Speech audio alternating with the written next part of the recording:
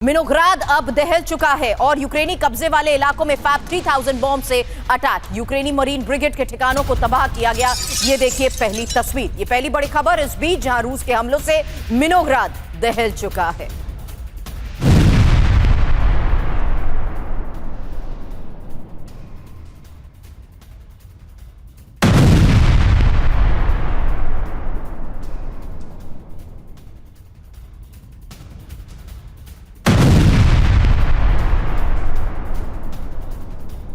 Donetsk लगातार हो रहे हमलों के बीच आज की ये तस्वीर है मिनोग्राद से। रूस का ये विध्वंसक हमला कैसे हुआ? बड़ी खबर और दावा यह कि मरीन ब्रिगेड पर फैब 3000 से इस अटैक को अंजाम दिया गया।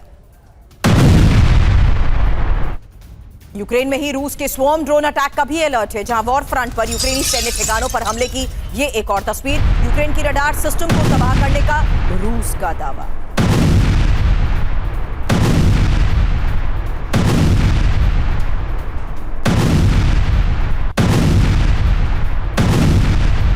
वहीं रूस के एनर्जी ठिकानों पर नॉनस्टॉप अटैक। बड़ी खबर है, रूस के बेलगरोद में भारी विस्फोट से हड़कंप मचा, जहां बेलगरोद के गैस स्टेशन पे बड़ा धमाका।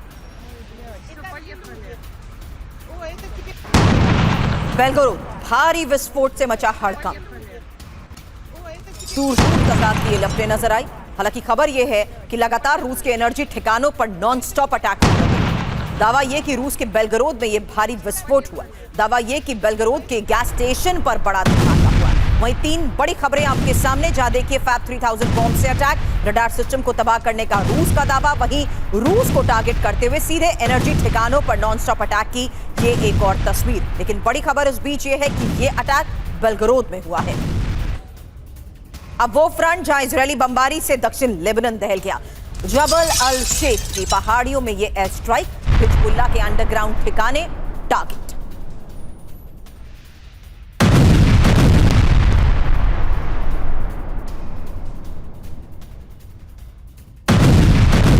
सीज़फायर के बीच मध्य गाजा में आईडीएफ की एयर स्ट्राइक। बड़ी खबर है, दीर अल बलाहा की रिहायशी इमारत पर हमला और इसी हमले में 5 लोगों की मौत का दावा। इमारत में हमास के होने की आशंका में यह हमला।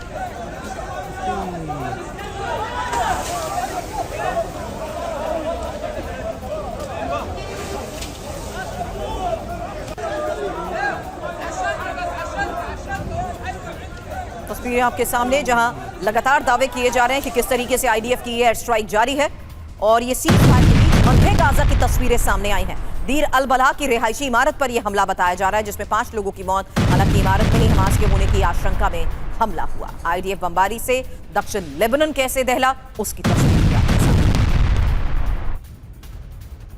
अब सीज़फायर के बीच हमास के खिलाफ ऑपरेशन कैसे तेज हुआ। एक और बड़ी खबर, हमास की इमारतों पर आईडीएफ का ये टारगेटेड अटैक है। हालांकि मिसाइल हमले में 20 से ज्यादा हमास लड़ाकों की मौत का भी दावा किया जा रहा है।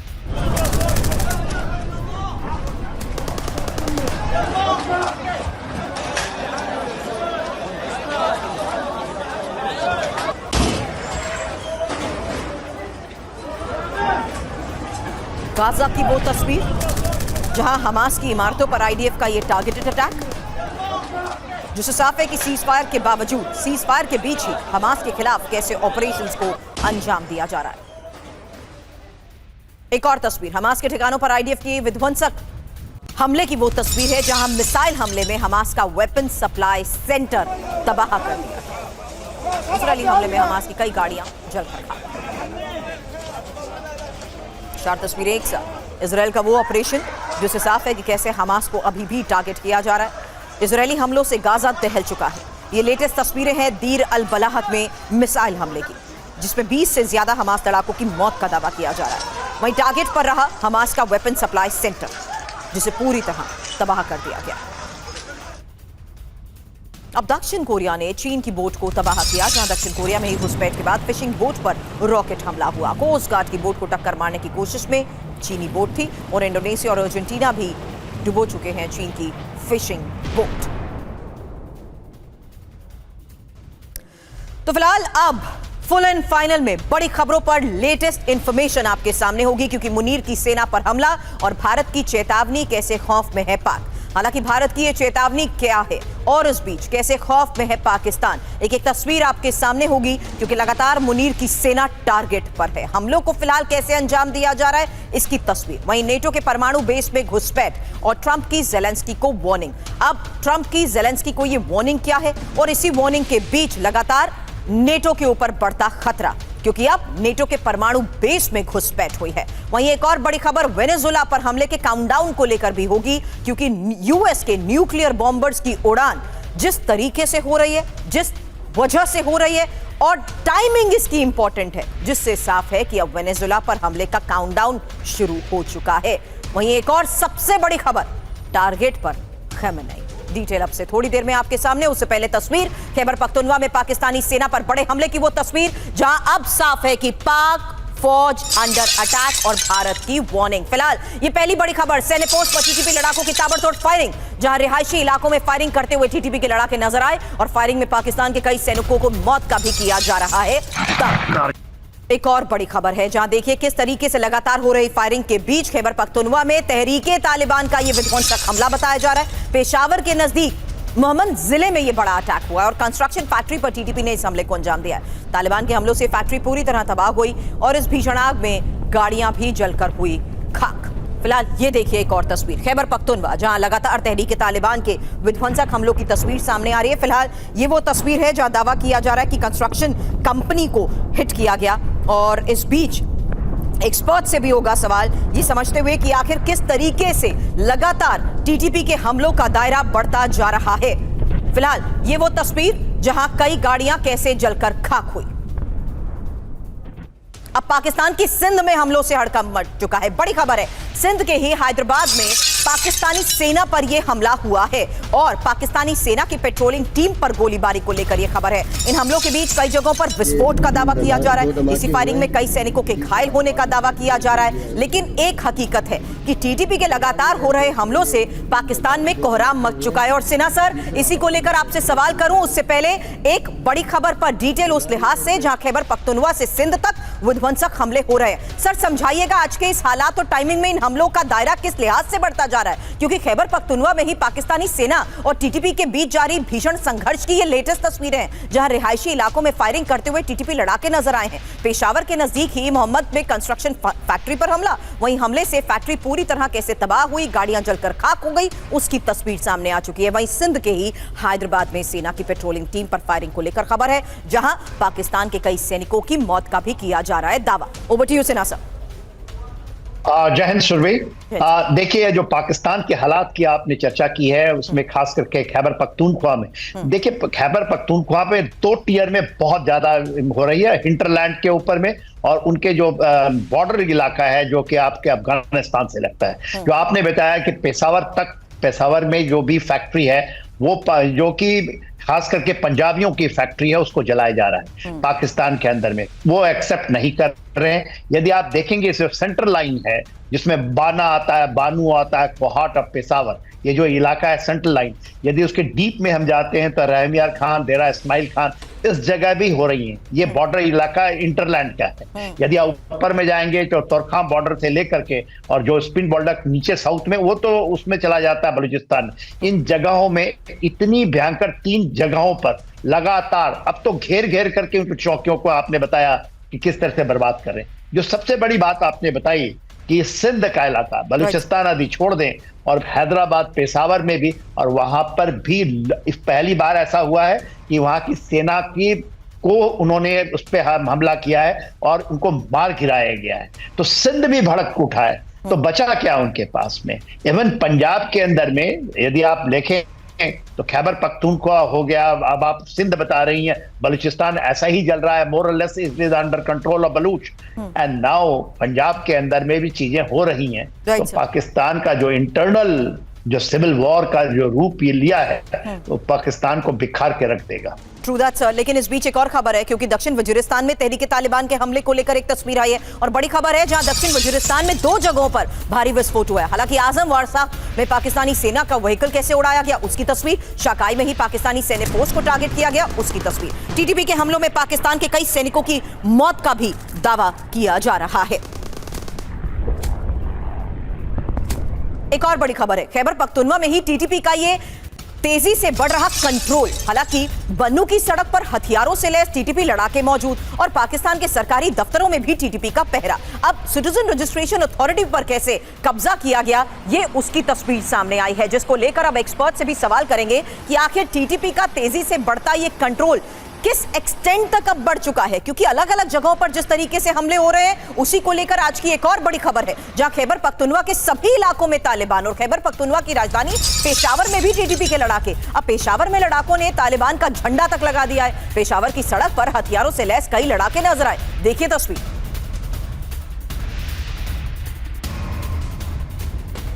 इतना ही नहीं, पाकिस्तान की राजधानी इस्लामाबाद में तालिबान, पाकिस्तान के पंजाब में तहरीक तालिबान। टीटीपी ने पंजाब कूच का यह वीडियो जारी किया और इस्लामाबाद में फिर बड़े हमले की तैयारी में है टीटीपी। अब 10 दिन पहले इस्लामाबाद में कोर्ट के बाहर विस्फोट हुआ था, लेकिन अब ये एक और बड़ी खबर। हालांकि सिंह सर, सवाल आपसे कि अब टीटीपी सीधे अब अगर इस्लामाबाद तक पहुंच चुका है, राजधानी में अगर कब्जे का दावा कर रहा है, तो ये कितनी वल्नरेबल सिचुएशन हो चुकी है। हालांकि एक फैक्ट है सर, आज भी अगर हम वहां के पत्रकारों से बात करते हैं तो पूरी तरीके से रूल आउट कर देते हैं वो इन तमाम फैक्ट्स को। First of all thank you Subri for taking me on your show. एक बात तो ऐसे नजर आ रही है कि पाकिस्तान अभी एक फुल स्केल वॉर जो है वो टीटीपी के साथ लड़ रहा है। जैसे कि जनरल सिन्हा साहब बता रहे थे कि कोहाट का, बानू का, इस्माइल खान, ये जो एरियाज हैं, इन एरियाज को ये जो टीटीपी वाले हैं, इनके ये नेटिव्स हैं, इनको बड़ी अच्छी तरह समझते हैं, like the back of the hand, बहुत अच्छी तरह वाकिफ हैं।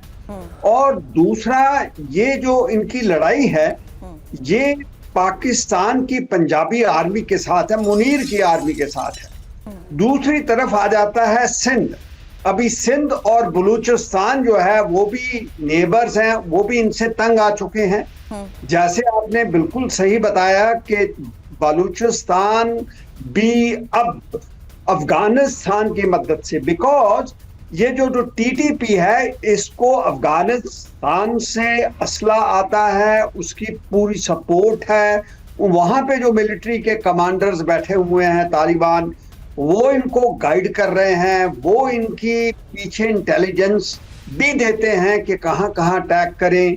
और फिर वो बलूचिस्तान जो है वो भी मैं कहता हूं कि अभी बहुत एक्टिव हो चुका। वहां पे लिबरेशन आर्मी जो है उसने अपना जो है बदला लेने की पूरी कोशिश की हुई है, क्योंकि ये पाकिस्तान आर्मी का जो बिहेवियर था, इनका ये जो जुर्म किया है इन्होंने, चाहे वो टीटीपी के जो इलाके हैं वहां पे ऊपर, चाहे बलूचिस्तान हो चाहे सिंध हो, यहां तक कि बलूचिस्तान और यहां खास करके पख्तून, खैबर पख्तून के एरिया के अंदर ये लोग अंधाधुंध कारपेट बॉम्बिंग कर देते हैं अपने हवाई जहाजों से। उनके जो बच्चे, महिलाएं, सिविलियन एरियाज हैं वहां के ऊपर अटैक कर देते हैं। आपको याद होगा कुछ साल पहले ये टीटीपी ने पाकिस्तान के एक बच्चों के स्कूल के ऊपर हमला कर दिया। तो वो एक उन्होंने कहा था कि हम बदला ले रहे हैं इसका, क्योंकि ये हमारे बच्चों को, महिलाओं को, बूढ़ों को मार देते हैं, कारपेट बॉम्बिंग करते हैं, देखते नहीं है। तो ये इनकी जो स्ट्रेटजी है, इसके अगेंस्ट पख्तून, इनके अगेंस्ट ये जो टीटीपी है, स्ट्रेटजी के तहत आज के इस हालात में पाकिस्तान के लिए किस हद तक मुश्किलें बढ़ चुकी हैं। आगे वोरा सर इसी को लेकर सवाल आपसे भी, क्योंकि भारतीय सेना के अब अभ्यास से चीन पाकिस्तान में कैसे हड़कंप, ये आज की एक और बड़ी खबर। सेना की पश्चिमी कमान जंगी एक्सरसाइज कर रही है और उत्तराखंड में सेना का राम प्रहार अभ्यास, जहां टैंक और आर्टिलरी गन से हमलों की एक्सरसाइज की। ये तस्वीर देखिए। आपको बता दें एक्सरसाइज में सेना की ड्रोन शक्ति का भी प्रदर्शन हुआ।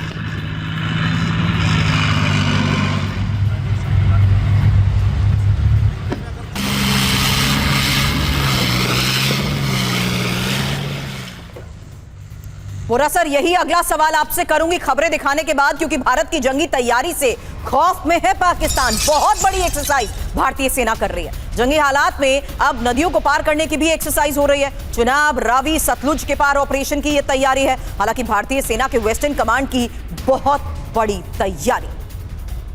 अगर हमें पाकिस्तान पर ऑफेंसिव करना है तो कहीं ना कहीं रिवर क्रॉसिंग भी इन्वॉल्व होगी।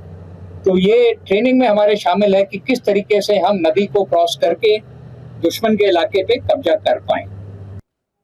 तो पाकिस्तान को भारत की कड़ी चेतावनी। पाकिस्तान को इस बार पहले से ज्यादा विनाशक जवाब। पाकिस्तान ने दुस्साहस किया तो पहले से कड़ा जवाब। भारतीय सेना कर रही है जबरदस्त तैयारी और वेस्टर्न कमांड के जीओसी ने पाकिस्तान को ये चेतावनी दी है। और मैं उसको दोहराना चाहता हूं कि इस बार अगर दुश्मन कोई गलत काम करता है, कोई दुस्साहस करता है, तो उसका जवाब पहले से बहुत ज्यादा होगा। तो वेस्टर्न कमांड के जीओसी ने पाकिस्तान को सीधे तौर पर यह चेतावनी दे दी है। Vora sir,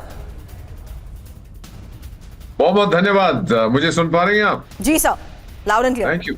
thank you very much बेटा। थैंक यू, आपने प्रोग्राम में शामिल किया। और एक चीज और जो आपने सटल मैसेज दिया है, एक अकेला राजदूत दो फौजी दोनों का मुकाबला कर सकता है। So thank you very much. It's a good message for the general and the other officer.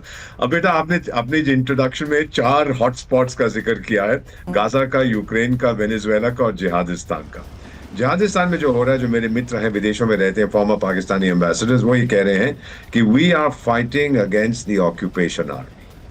चाहे वो बलूची हो, चाहे पश्तून हो। मेरा भी परिवार, my father was from, his family is from Ghazni, तो मैं कुछ हद तक पश्तून खुद हूँ। तो वो लोग कहते हैं कि हम ऑक्यूपेशन, पंजाबी ऑक्यूपेशन आर्मी से लड़ रहे हैं। और जब ऐसा होता है, जो बांग्लादेश में भी हुआ था, पाकिस्तानी आर्मी को ऑक्यूपेशन आर्मी का करार दिया गया था।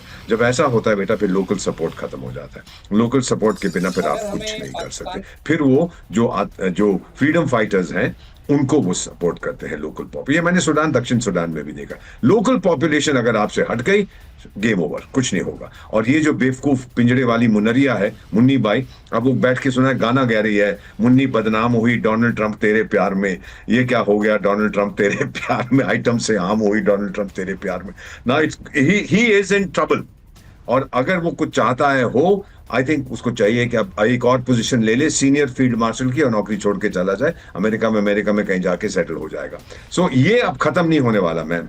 ये जो आग लगी है, ये और भड़केगी। और अब उनको पता लग रहा है कि 2 फ्रंट, 3 फ्रंट, 4 फ्रंट का मतलब क्या होता है। एक डोमेस्टिक फ्रंट पे ये लड़ रहे हैं, जो बहुत बड़ी लड़ाई है उनके लिए। भारत के साथ तो हाफ फ्रंट है, हमने अभी तो कुछ किया भी नहीं है, हमसे सिर्फ अपनी एक्सरसाइजेस कर रहे हैं। और वो इसमें डर गए हैं, क्योंकि अब उनको पता नहीं, वहां से तालिबान ठोक रहा है इनको। और ईरान के साथ तो आपको पता ही, इनके संबंध बड़े ही नाजुक हैं। So my own feeling is कि ये पाकिस्तान की अब उल्टी गिनती इन इट्स प्रेजेंट फॉर्मेट, उल्टी गिनती शुरू हो चुकी है। वहां के जर्नलिस्ट जो मर्जी कहते रहे, वो सच्चाई बयान नहीं कर सकते। वहां की इंटेलिजेंस उनका भरता बना के सुबह नाश्ते में खा जाएगी ना मैम। जब क्या कहते हैं, जब सिचुएशन नाजुक होती है तो सबसे पहले मौत होती है सच्चाई की। सिपाही तो बाद में मरते हैं। तो सिपाही मार दिया है सच्चाई को, वहां कोई बयान नहीं करेगा। कर्फ्यू लगा रखा है, इंफॉर्मेशन कर्फ्यू, बाहर नहीं आ रहा। बट द रियलिटी जो मेरे पास आ रही है, जो आपने भी बयान किया, जनरल साहब कह रहे हैं कि अब उनका इस स्थिति से बाहर निकलना मुश्किल है। बड़ी खबर है, वेनेजुएला एयर स्पेस बंद। और सबसे बड़ी खबर, जहां अमेरिका का बड़ा हमला। फिलहाल खमेनी की जान को बहुत बड़ा खतरा। अब दुश्मनों के टारगेट पर ईरान के सर्वोच्च नेता खमेनी, जहां ईरान के इंटेलिजेंस मिनिस्टर इस्माइल खतीब ने यह आगाह किया है और ईरान को दहलाने की कोशिश हो रही है। ईरान इंटरनेशनल की रिपोर्ट में बहुत बड़ा दावा। अब यह दावा है क्या और कैसे? खमेनी पर खतरा, ईरान हाई अलर्ट। तो दुश्मनों के टारगेट पर है ईरान के सर्वोच्च नेता खमेनी। खमेनी पर हमला कर आंतरिक संघर्ष भड़काने की कोशिश। ईरान के इंटेलिजेंस मिनिस्टर इस्माइल खतीब ने आगाह किया है, ईरान पर फिर हमलों की कोशिश हो रही है। जून में 12 दिन की जंग के दौरान भी टारगेट पर थे खमेनी। और इजरायली मीडिया से मिली धमकी के बाद ईरानी एजेंसीज अलर्ट हैं। हालांकि यही एक बड़ी खबर है, लेकिन इस बीच ईरान पर बहुत बड़े हमले के संकेत, क्योंकि खबर है ईरान को लेकर यूरोपीय देशों की ट्रैवल एडवाइजरी, जहां जर्मनी, फ्रांस और ब्रिटेन की अपने नागरिकों को ईरान न जाने के निर्देश और जर्मनी के नागरिकों को तुरंत ईरान छोड़ने के निर्देश दे दिए गए हैं। हालांकि रूस ने भी ईरान को लेकर ट्रैवल एडवाइजरी जारी कर दी है। सिन्हा सर, अब ट्रैवल एडवाइजरी जारी करना ये किन हालात में होता है सर? दूसरा, खमेनी की जान के खतरे को देखते हुए जिस तरीके से आगाह किया गया है, तो मतलब क्या यहां एक बार फिर से हमलों की तैयारी पूरी है?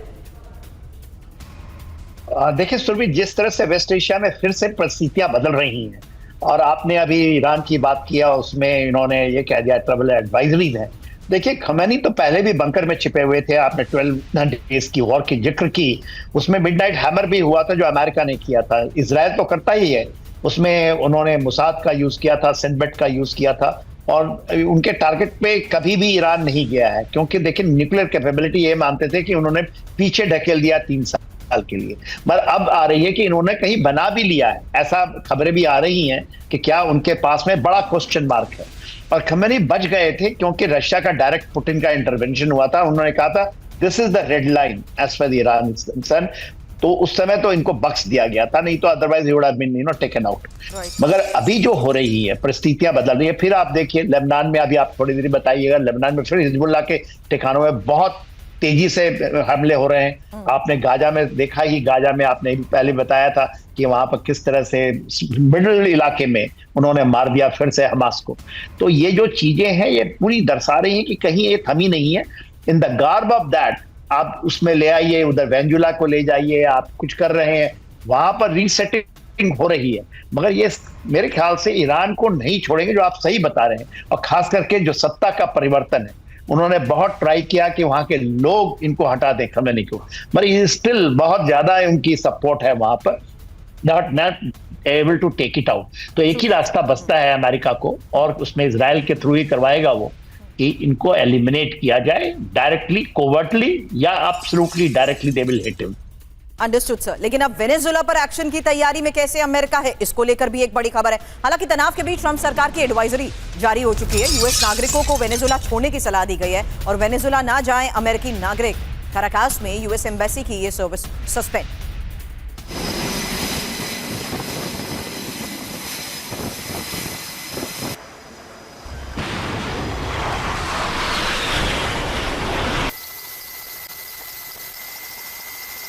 तो बड़ी खबर है, क्योंकि अब यूएस नागरिकों को वेनेजुएला छोड़ने की सलाह दी जा रही है कि वेनेजुएला ना जाएं अमेरिकी नागरिक।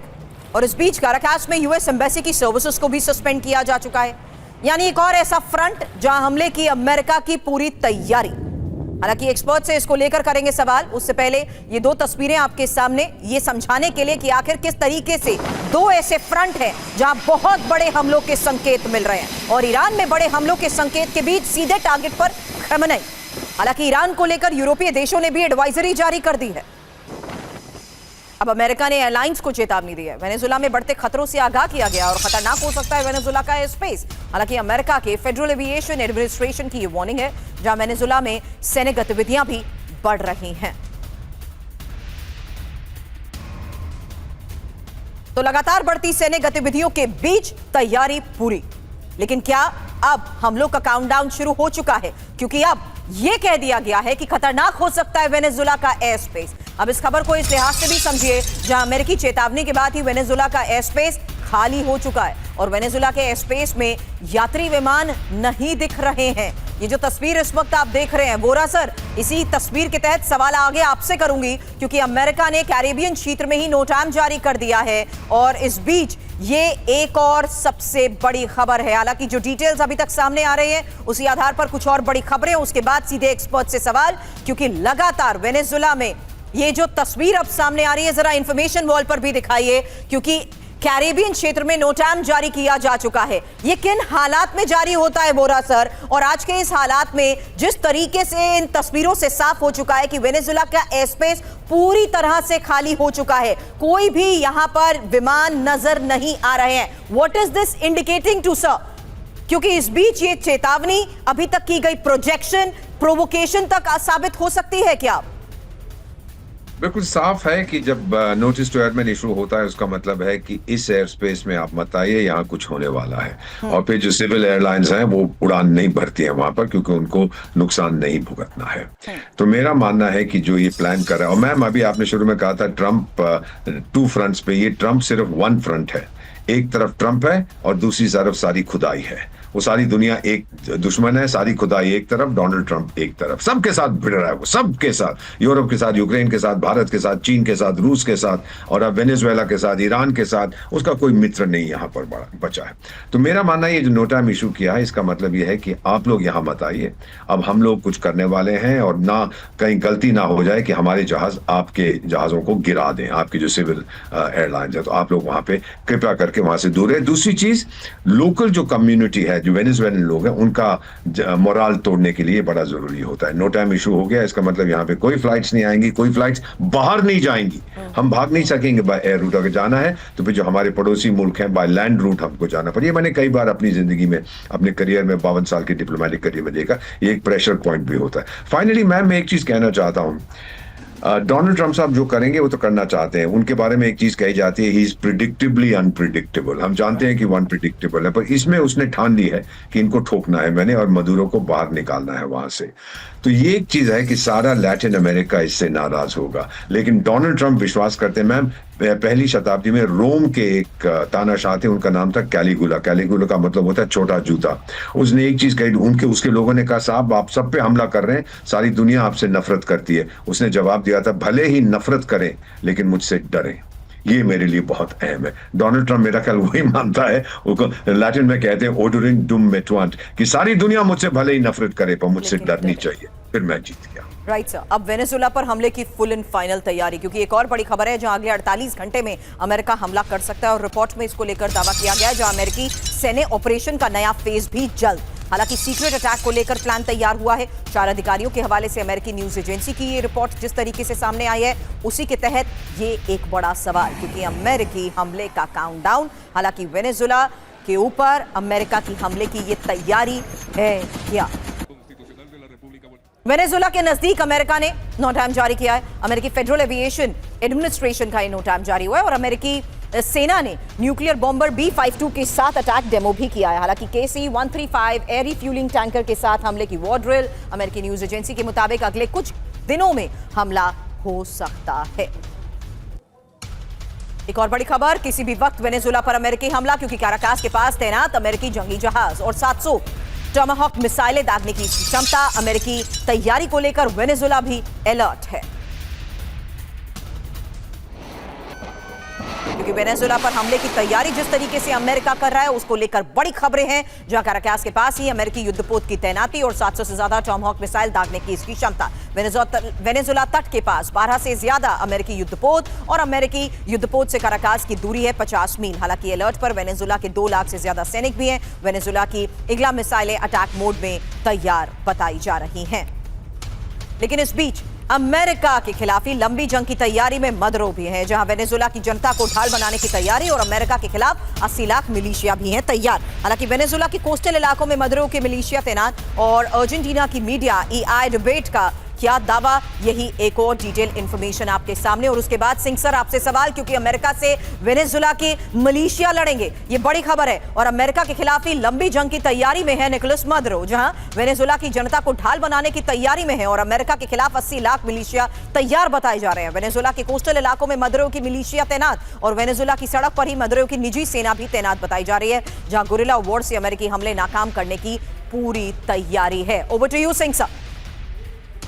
देखिए, जैसे आपने कहा कि 80 लाख के मिलिशिया रेडी हैं, तो इससे एक तो चीज बिल्कुल साफ हो जाती है कि ये जो वेनेजुएला है वो भी पूरी तैयारी में है इसको रेजिस्ट करने के लिए, इनका मुकाबला करने के लिए। मगर मैं समझता हूं कि जैसे आप बता रही थी कि उन्होंने अपने न्यूक्लियर बॉम्बर भी वहां पे फ्लाई किए हैं जहां तैयार हैं उनके, ये एक साइकोलॉजिकल वॉरफेयर मैं समझता हूं, क्योंकि यूएस आर्मी का साइकोलॉजिकल वॉरफेयर एक इंस्ट्रूमेंट है उसकी मिलिट्री वॉरफेयर का। तो मगर अगर ये कहें कि वहां पे न्यूक्लियर बम दाग देंगे, ये मैं नहीं सहमत, ये नहीं डालेंगे वहां पे। और बाकी सवाल ये सर, अगर इस स्तर पर ऑपरेशन की तैयारी है तो ये ऑपरेशन कैसे हो सकता है? क्या इसकी शुरुआत अब होने वाली है? जी, कन्वेंशनल वेपनरी इनके पास इतनी है कि ये वहां पे, जैसे आपने कहा, टॉम हॉक और दूसरे जो इनके प्रिसाइज एमुनेशंस वाले हैं, गाइडेड मिसाइल्स हैं, जहां गाइड बॉम्ब्स हैं, वहां पे डालेंगे और बहुत मिसाइल बॉम्बिंग करेंगे वहां पे। इसकी जो कहते हैं रजीम चेंज करेंगे वो। और क्योंकि ये नेबरिंग कंट्री है, ये कोई ज्यादा दूर नहीं वहां पे, ये इनके पास, अमेरिका के पास बहुत बड़ा एडवांटेज है। नहीं तो आप देखिए पहले ये जब अफगानिस्तान में आए थे तो इन्होंने 30 डेज का अफगानिस्तान को, ये तालिबान गवर्नमेंट को उस टाइम जब वहां पे उन्होंने कहा था कि बिन लादेन को वापस कर दो, 30 डेज का अल्टीमेटम दिया था और वो हंसे थे। मगर ये अपना पूरा जो असला था, जो इनके एयरक्राफ्ट कैरियर से सब अरेबियन सी में लेके आ गए और वहां पे उन्होंने किया था। और फिर वार्निंग जब दी थी, उनको समझाया था कि हम आपकी जो टाइम है वो बिल्कुल सुबह 4 बजे ऑन 9 अक्टूबर 2001 और 2 के पास जब लड़ाई हुई तो खत्म हो जाएगा, समझा दिया गया था। ये तालिबान कभी माना नहीं था, मगर उन्होंने, जैसे हमारे सुबह अगर हम अलार्म रखते हैं तो 4 बजे बॉम्बे अलार्म बज जाता है, तो ऐसे उन्होंने बॉम्बिंग वहां शुरू कर दी थी। क्योंकि अगर ये कहते हैं, क्योंकि उन्होंने उस टाइम, तो मैंने ये भी इसको मैंने बहुत अच्छी तरह ट्रैक किया था, उन्होंने कहा हम अब बातचीत करने के लिए तैयार है। वो उन्हें कहा कि देखिए आप बातचीत, यानी आप कह रहे हैं इस तरीके की प्रोजेक्शन, इस तरीके की तैयारी भी कहीं ना कहीं एक बार फिर से उनको बातचीत के लिए मजबूर या प्रेशर टैक्टिक्स के तौर पर हो सकती है। हालांकि एक बड़ी खबर अब निशाने पर न्यूक्लियर बेस, जहां रूस वर्सेस नेटो काउंटडाउन, ये एक और ऐसा फ्रंट जहां काउंटडाउन को लेकर खबर, क्योंकि अब जिनेवा में बैठक से पहले ही नेटो रूस में तनाव चरम पर पहुंच चुका है और रोमानिया बॉर्डर के पास ही रूस के ड्रोन हमले को लेकर खबर है। हालांकि इस्माइल पोर्ट पर रूसी हमले से रोमानिया भी अलर्ट है। रोमानिया के F-16 फाइटर जेट्स ने उड़ान भरी है। हमले से यूक्रेन रोमानिया बॉर्डर फेरी टर्मिनल भी ध्वस्त। और खबर नेटो के न्यूक्लियर बेस में संदिग्ध ड्रोन के घुसपैठ को लेकर भी है, जहां नेटो के एयरबेस में ही संदिग्ध ड्रोन से हड़कंप मच गया। नीदरलैंड के न्यूक्लियर एयरबेस में संदिग्ध ड्रोन पर फायरिंग की गई। 2 बार वोल्केल एयरबेस में ड्रोन की मौजूदगी बताई जा रही है। नीदरलैंड के रक्षा मंत्रालय की तरफ से इसको लेकर बहुत बड़ा दावा किया गया है।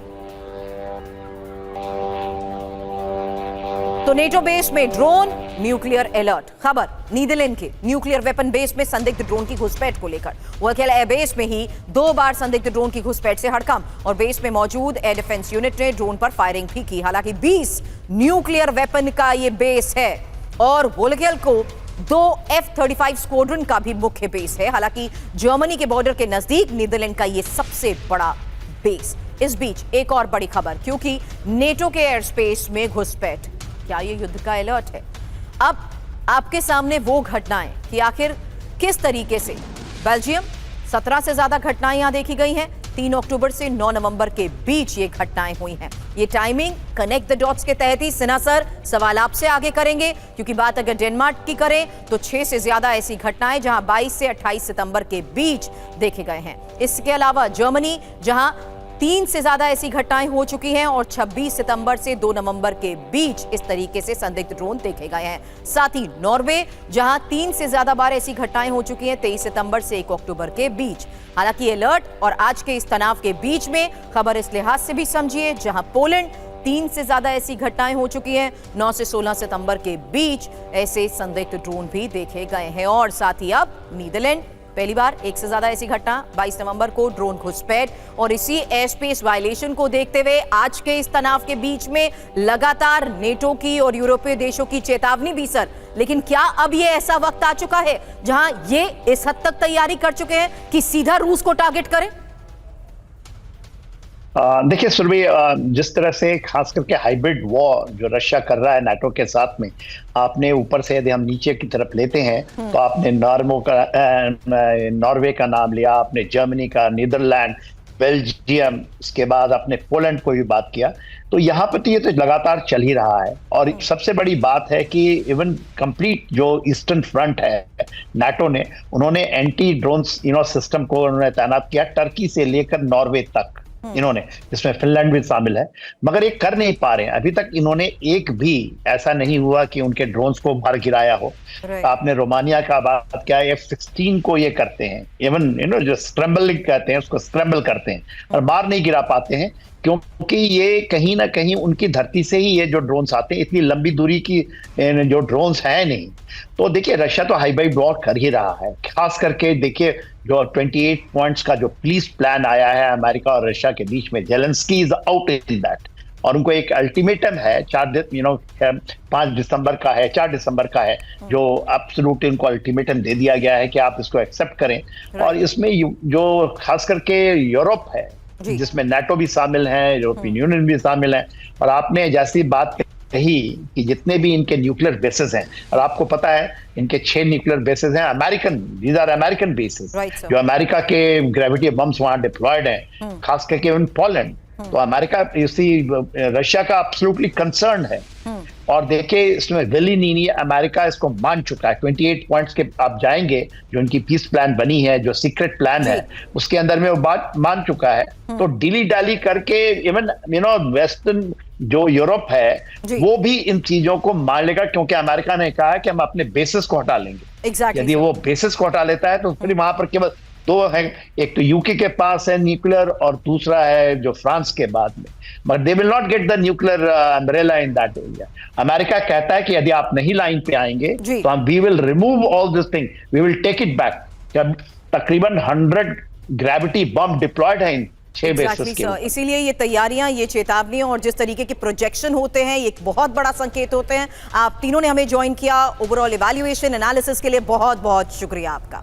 फिलहाल एक बड़ी खबर है, जहां यूक्रेन में रूस के ड्रोन पर यह मिसाइल से अटैक हुआ और हवा में नष्ट किया गया रूस का शाही ड्रोन, जहां एक ड्रोन नष्ट करने के लिए लाखों डॉलर की मिसाइल का किया गया इस्तेमाल।